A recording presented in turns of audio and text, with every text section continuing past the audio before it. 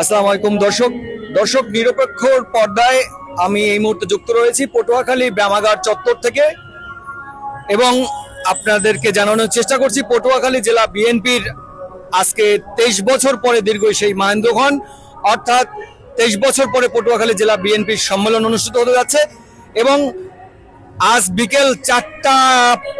নাগাদ 4টা বা 4:30 নাগাদ আনুমানিক বাংলাদেশ জাতীয়তাবাদী দল বিএনপির ভারপ্রাপ্ত চেয়ারম্যান তারেক রহমান কিন্তু সরাসরি অনলাইনের মাধ্যমে যুক্ত থেকে পটুয়াখালী জেলা বিএনপির যারা নেতা কর্মীরা রয়েছেন তাদের সাথে কথা বলবেন এবং তারপরে কিন্তু আজকে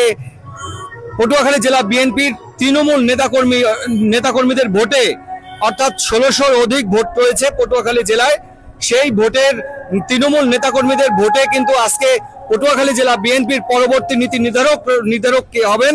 সেটি কিন্তু আজকে তারা নির্ধারণ করবেন এবং আপনাদেরকে একটু দেখানোর চেষ্টা করছিলাম যে পটুয়াখালী আজকে এই জিমনেশিয়ামে এই অনুষ্ঠান পটুয়াখালী জেলা বিএনপির সম্মেলন দীর্ঘ 23 বছর পরে এই সম্মেলন অনুষ্ঠিত হতে যাচ্ছে এবং সরাসরি এই ব্যায়ামাগার মোড় থেকে আমি যুক্ত রয়েছি দৈনিক নিরপেক্ষর পর্দায় মোহাম্মদ রেজাউল করিম সুমন এবং আপনারা দেখছেন যে পটুয়াখালী জেলার এইভাবে কিন্তু পটুয়াখালী জেলার চারপাশ কিন্তু লোকারণ্য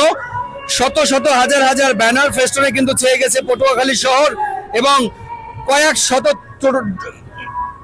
ত্রণ কিন্তু স্থাপন করা হয়েছে অর্থাৎ গেট স্থাপন করা হয়েছে এবং আপনারা দেখছেন ব্যানার ফেস্টন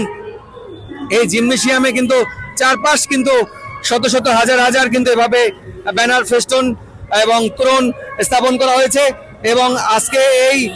প্রায় 14টি পটুয়াখালী জেলার 14টি ইউনিটের 1600-র অধিক ভোটারদের মাধ্যমে বিকেল 4টা নাগাদ তারেক রহমান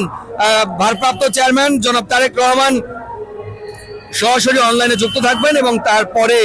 যে এই ভোট গ্রহণ হবে তারপর এই ভোট গ্রহণের মাধ্যমে কিন্তু পটুয়াখালী জেলা বিএনপির